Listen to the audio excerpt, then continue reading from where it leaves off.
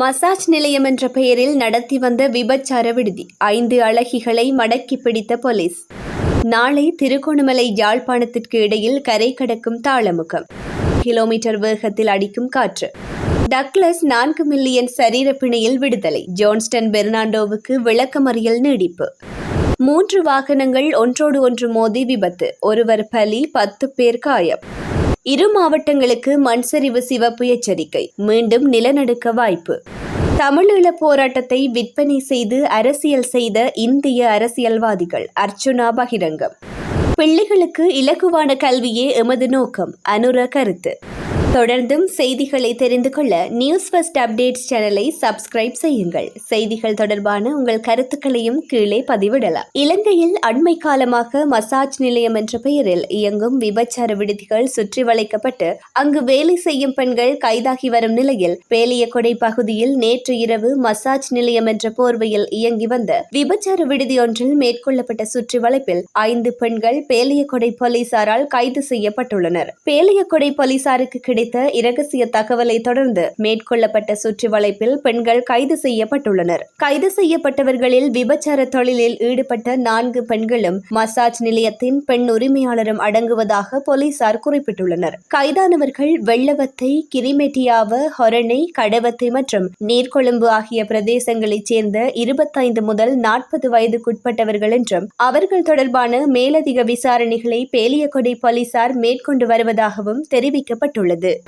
தென்மேற்கு வங்காள விரிகுடா கடற்பரப்பில் நிலை கொண்டுள்ள ஆழ்ந்த காற்றழுத்த தாழ்வு மண்டலம் இன்று மாலை வேளையில் திருகோணமலைக்கும் யாழ்ப்பாணத்திற்கும் இடையில் கடற்கரையை கடக்கும் என வளிமண்டலவியல் திணைக்களம் எதிர்வு கூறியுள்ளது. வளிமண்டலவியல் திணைக்களம் எதிர்வரும் 36 மணி நேரத்திற்கான வானிலை முன்னறிவிப்பை விடுத்துள்ளது. அதற்கமைய வடமாகாணத்தின் சில இடங்களில் 100 மில்லிமீட்டருக்கும் அதிகமான பலத்த மழை பெய்யக்கூடும். இந்த ஆழ்ந்த காற்றழுத்த தாழ்வு மண்டலம் நேற்று பிற்பகல் 1 மணியளவில் மட்டக்களப்பிலிருந்து கிழக்கு திசையில் சுமார் 160 கிலோமீட்டர் தொலைவில் நிலை கொண்டிருந்ததும் குறிப்பிடத்தக்கது. நாட்டின் வடக்கு பகுதியில் மேகமூட்டமான வானம் காணப்படுவதோடு வடமாகாணத்திலும் அனுராதபுரம் மற்றும் திருகோணமலை மாவட்டங்களிலும் அவ்வப்போது மழை அல்லது இடியுடன் கூடிய மழை பெய்யக்கூடும் என்றும் குறிப்பிடப்பட்டுள்ளது. காணாமல் போன துப்பாக்கி தொடர்பான விசாரணை தொடர்பாக விளக்கமறியலில் வைக்கப்பட்டிருந்த முன்னாள் அமைச்சர் டக்ளஸ் தேவானந்தாவுக்கு கம்பஹா நீதவான் சீலானி பெரேரா ஜாமீன் வழங்கி தலா 2 மில்லியன் ரூபாய் மதிப்புள்ள 2 சரீர பிணைகளில் விடுவித்துள்ளார். 2019ஆம் ஆண்டு ஒழுங்கமைக்கப்பட்ட குற்றவாளி மாகந்துரை மதுஷின் விசாரணையின் போது ஆயுதம் மீட்கப்பட்ட வழக்கில் டக்ளஸ் தேவானந்தா கைது செய்யப்பட்ட நிலையில் அடுத்தடுத்த விசாரணைகளில் 2001ஆம் ஆண்டு அவரது தனிப்பட்ட பாதுகாப்பு இலங்கை ராணுவத்தால் துப்பாக்கி வழங்கப்பட்டது தெரியவந்தது குறிப்பிடத்தக்கது. கொழும்பு கண்டி பிரதான வீதியின் பல்பாத பகுதியில் நேற்று ஒரு டிப்பர் வாகனமும் 2 பேருந்துகளும் மோதி விபத்துக்குள்ளாகியதில் ஒருவர் உயிரிழந்துள்ளதோடு 10 பேர் காயமடைந்துள்ளனர். டிப்பர் வாகனத்தில் பயணித்த ஒருவரும் 2 பேருந்துகளிலும் பயணித்த பயணிகளும் உள்ளடங்கலாக 10 பேர் காயமடைந்து கேகாலை மற்றும் மாவநிலை வைத்தியசாலைகளில் சேர்க்கப்பட்டுள்ளதும் குறிப்பிடத்தக்கது.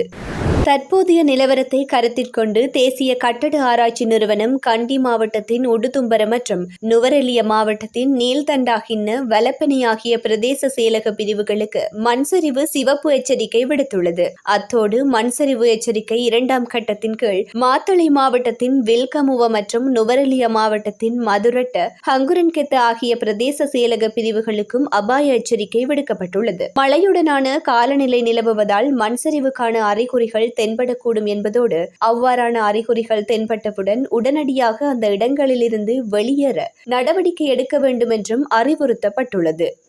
முன்னாள் அமைச்சர் ஜோன்ஸ்டன் பெர்னாண்டோ அவரது 2 மகன்கள் மற்றும் பிற சந்தேக நபர்களை எதிர்வரும் 23ஆம் திகதி வரை விளக்கமறியலில் வைக்க உத்தரவிடப்பட்டுள்ளது. சதோச நிறுவனத்திற்கு சொந்தமான பாரவூர்தியை முறைகேடாக பயன்படுத்திய வழக்கு தொடர்பான விசாரணையின் போது வத்தளை நீதவான் நீதிமன்றம் இந்த உத்தரவை பிறப்பித்துள்ளதும் குறிப்பிடத்தக்கது.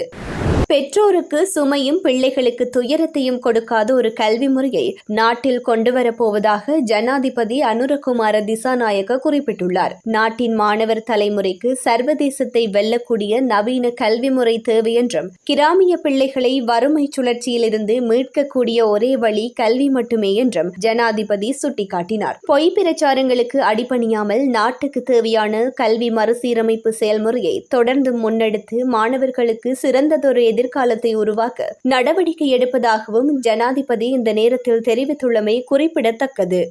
தமிழ்நாட்டு அரசியல்வாதிகள் தமிழீழ போராட்டத்தை வியாபாரம் செய்து தமிழ்நாட்டில் அரசியல் செய்தார்களே தவிர நமக்கு ஒன்றும் செய்யவில்லை என நாடாளுமன்ற உறுப்பினர் அர்ச்சுனா ராமநாதன் குற்றம் சுமத்தியுள்ளார். உங்கள் ஏற்பாட்டில் தமிழ்நாட்டிலிருந்து 10,000 இளைஞர்கள் இலங்கைக்கு வந்து போராட்டத்தில் மரணமடைந்திருந்தால் நாங்கள் இப்போது நம்பியிருப்போம் தமிழர்களுக்காக போராடுவீர்கள் என்று. தமிழீழ விடுதலை புலிகளின் தேசிய தலைவர் இருக்கும் போதும் சரி, வீரமரணம் அடைந்த பின்னரும் இவர்கள் ஒன்றும் செய்யவில்லை. தமிழ்நாட்டில் அரசியல் செய்வதற்கு நாங்களா உங்களுக்கு கிடைத்த பொறியியல் என தெரிவித்துள்ளார்.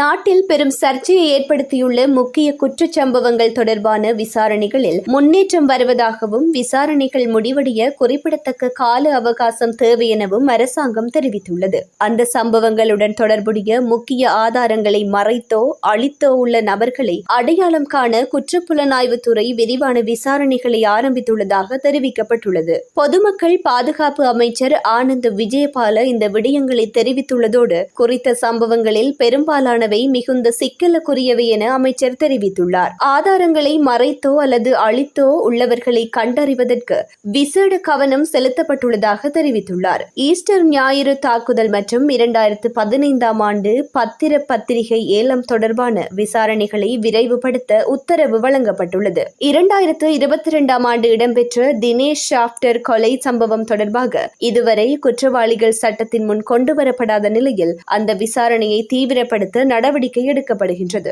2006ஆம் ஆண்டு இடம்பெற்ற கிழக்கு பல்கலைக்கழக துணைவேந்தரின் காணாமற் போன சம்பவம் தொடர்பாக மீண்டும் விசாரணைகள் நடத்தப்பட உள்ளன. 2005ஆம் ஆண்டு கொல்லப்பட்ட ஊடகவியலாளர் தர்மரத்தினம் சிவராம் கொலை வழக்கை மீண்டும் திறக்க உத்தரவு வழங்கப்பட்டுள்ளது. 2011ஆம் ஆண்டு யாழ்ப்பாணத்தில் காணாமற் போன லலித்குமார் வீரராஜ் மற்றும் குகன் முருகானந்தன் தொடர்பான விசாரணைகளையும் விரைவுபடுத்த உத்தரவு வழங்கப்பட்டுள்ளது. குற்றப்புலனாய்வுத்துறை உள்ளிட்ட விசாரணை அமைப்புகள் மேற்கொள்ளும் சில விசாரணைகளின் முன்னேற்றம் திருப்திகரமாக இல்லை என அவதானிக்கப்பட்டுள்ளதால் அது குறித்து விசேட கவனம் செலுத்துமாறு பொலிஸ் மா அதிபருக்கு அமைச்சர் மேலும் அறிவுறுத்தல் வழங்கியுள்ளார். மொனராகலை தனமல்வில அம்பேகமுவ பிரதேச வனப்பகுதியில் 1 ஏக்கர் பரப்பிலான கஞ்சா சேனை ஒன்று சுற்றி வளைக்கப்பட்டு அழிக்கப்பட்டதாகவும், சந்தேக நபர் ஒருவரும் கைது செய்யப்பட்டுள்ளதாக போலீசார் தெரிவித்துள்ளனர். மொனராகலை மாவட்ட விசேட அதிரடிப்படை புலனாய்வு பிரிவினருக்கு கிடைத்த தகவலின் அடிப்படையில் மேற்கொள்ளப்பட்ட சோதனை நடவடிக்கையின் போதே கஞ்சா சேனை சுற்றி வளைக்கப்பட்டுள்ளது. குறித்த நிலத்தில் சுமார் 30,000 கஞ்சா செடிகள் இருந்துள்ளதோடு, கைதான சந்தேக நபரை வெள்ளவாய நீதவான் நீதிமன்றத்தில் முன்னிலைப்படுத்தப்பட்டதோடு, கஞ்சா செடிகளையும் தீயிட்டு எரித்துள்ளதோடு மேலதிக விசாரணைகளை போலீசார் மேற்கொண்டு வருகின்றமையும் குறிப்பிடத்தக்கது.